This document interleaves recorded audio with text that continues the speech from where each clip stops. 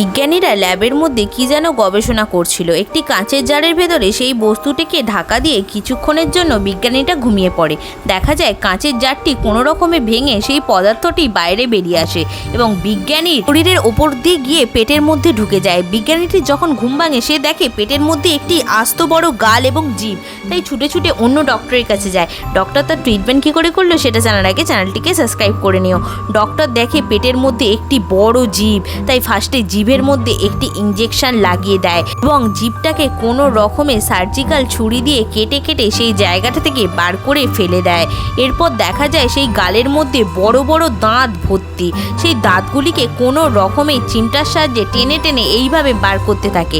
তারপর বার করে দেওয়ার পর সেখানে একটি ওষুধ লাগিয়ে ভালো করে স্টিচ করে সেলাই করে দেয় এবং ভালো করে একটি ক্রিম লাগিয়ে হাতের সাথে ব্লেন্ড করে ব্যান্ডেজ করে দেওয়ার পর কিছুদিন পর বিজ্ঞানীটি সম্পূর্ণ সুস্থ হয়ে ওঠে।